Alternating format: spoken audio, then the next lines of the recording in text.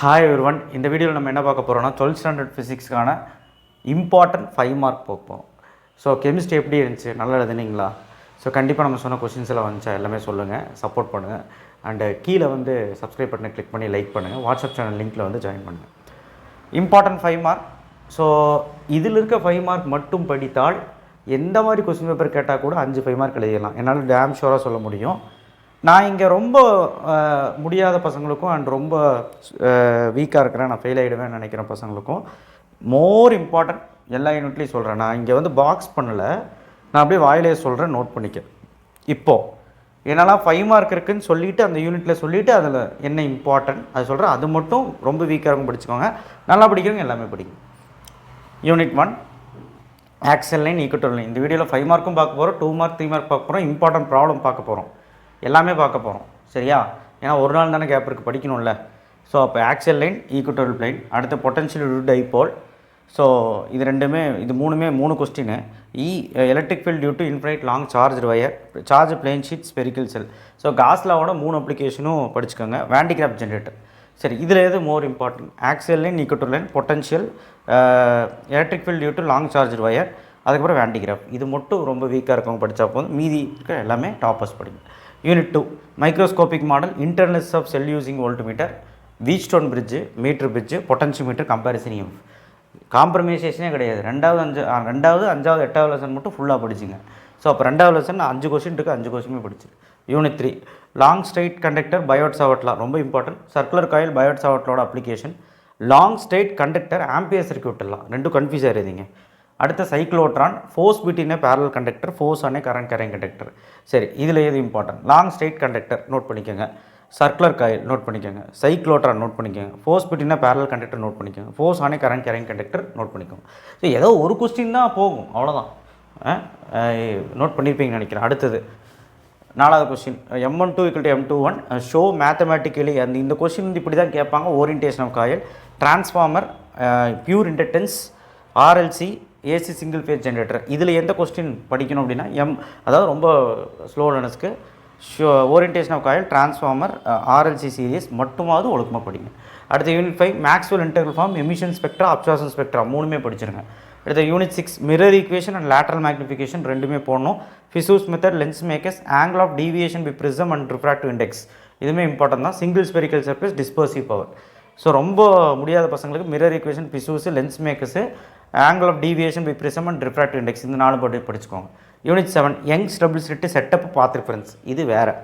Young's double slit and band width, அதாவது Young's double ஸ்லிட்டை path difference கண்டுபிடிச்சி band width கண்டுபிடிக்கணும். இதில் வந்து செட்டப் அது எக்ஸ்பெரிமெண்ட் எழுதிட்டு பாத் ரிஃபரன்ஸ் கண்டுபிடிக்கணும். சிங்கிள் ஸ்லிட்டு nth மினிமம் மட்டும். Compound microscope, simple microscope. So ரொம்ப வீக்காக இருக்கிறவங்க முடியலாம், சிங்கிள் ஸ்லிட்டு விட்டுரு, மீதியெல்லாம் படிச்சிருக்கு. ஓகே. அடுத்து யூனிட் 8 ஐன்ஸ்டீன் ஃபோட்டோடிக் equation, photo emissive cell, Davisson Germer, electron microscope, 4மே படிச்சு தாகணும். அர்ஜுன் கேட்டஸ் ஆஃப் எக்ஸ்ரே, டாப்பர்ஸ் மட்டும் பார்த்துக்கோங்க. அதாவது எல்லாமே டாப்பர்ஸ் பார்த்துக்கோங்க. இந்த லாஸ்ட் கொஸ்டின் மட்டும் ரொம்ப வீக்காக இருக்கணும், வேண்டாம். Unit 9 J Thomson, energy expression for electron, spectral series of hydrogen atom, law of radioactivity, nuclear reactor. So இது போர் nth ரேடியஸ், அது வந்து போரின் nth ஆரம், nth திசை வேகம். ஸோ இது வந்து பார்த்திங்கன்னா இம்பார்ட்டண்டான 5 மார்க் புக் இல்லை. ஸோ இதில் வந்து பார்த்திங்கன்னா எது ரொம்ப முக்கியமாக ஸ்லோ லேர்னர்ஸ் படிக்கணும்னா J Thomson, spectral series of hydrogen atom, law of radioactivity, Bohr nth radiation, nth velocity, இந்த 4 question. Unit 10 half wave rectifier, full wave rectifier, 2மே இம்பார்ட்டன்ட். டிரான்சிஸ்டர் சுவிட்ச், transistor amplifier, De Morgan theorem. So ரொம்ப வீக்காக இருக்கவங்களுக்கு சொல்லுங்கள் sir அப்படின்னா நீங்கள் 5மே படிச்சு ஆகணும், ஏன்னா அந்தளவுக்கு இது இம்பார்ட்டண்ட்டான கொஸ்டின்ஸ்.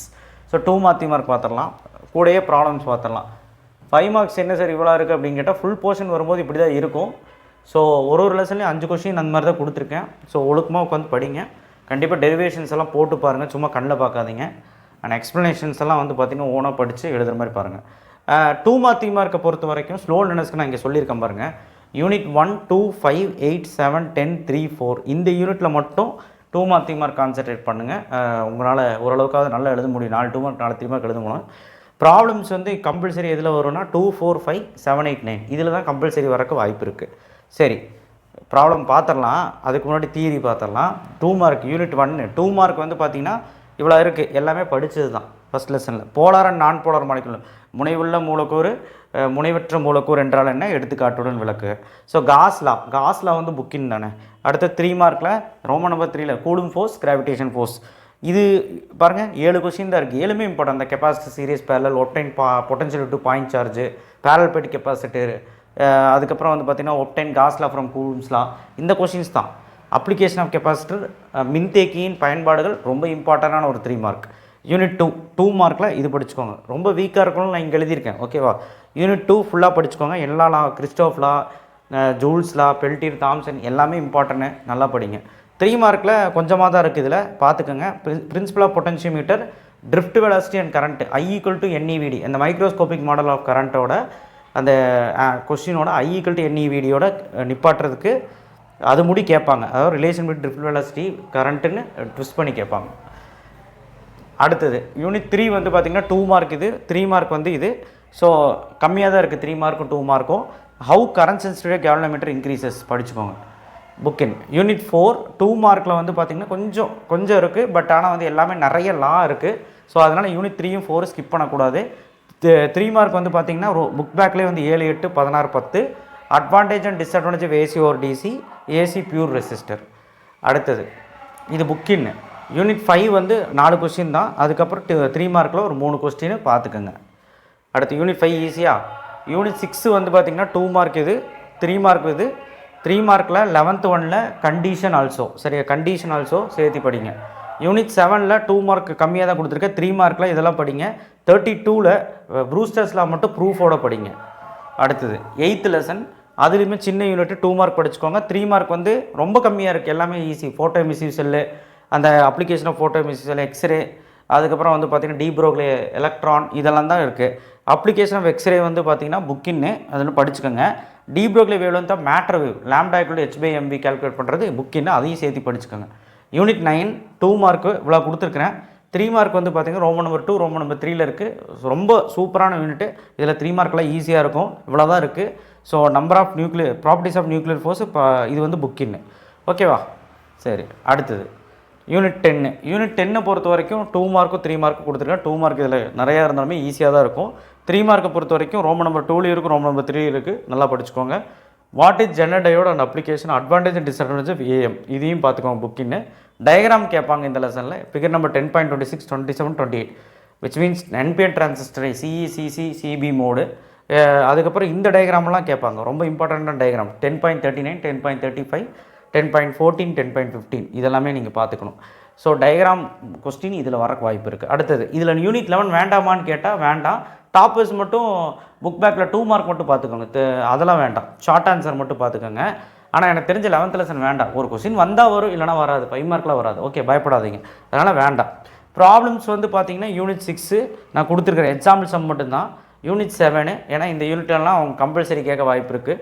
யூனிட் 8 ரொம்ப ஈஸியான யூனிட்டு, ஒரு 5 ப்ராப்ளம் தான் இருக்குது. யூனிட் 9 ரொம்ப இம்பார்ட்டண்ட்டான யூனிட்டு, இதில் தான் கம்பல்சரி வரும். யூனிட் 10 வந்து பார்த்திங்கன்னா இதுலேயுமே அவங்க கேட்டிருக்காங்க, பார்த்துக்கோங்க. ஃபஸ்ட் வால்யூம் செகண்ட் வால்யூம் முடிஞ்சு. ஃபஸ்ட் வால்யூமில் வந்து பார்த்திங்கன்னா ஃபஸ்ட் யூனிட் கொடுத்துருக்கேன், செகண்ட் யூனிட் கொடுத்துருக்கேன், தேர்ட் யூனிட்டு ஈஸியாக இருக்குது, ஃபோர்த் யூனிட்டும் கம்மியாக தான் இருக்குது. ஸோ 5th யூனிட்லேயுமே ஒரு 3 ப்ராப்ளம் இருக்குது. ஸோ ப்ராப்ளம் பொறுத்த வரைக்கும் கம்பல்சரி நான் என்னன்னு சொல்லிட்டேன். ஸோ அதில் மட்டும் கான்சென்ட்ரேட் பண்ணுங்கள் கம்பல்சரி. அண்டு ப்ராப்ளம்ஸ் எல்லாமே படிக்க முடியாதவங்க அந்த கம்பல்சரி யூனிட்டாவது ஒழுக்கமாக படிங்க.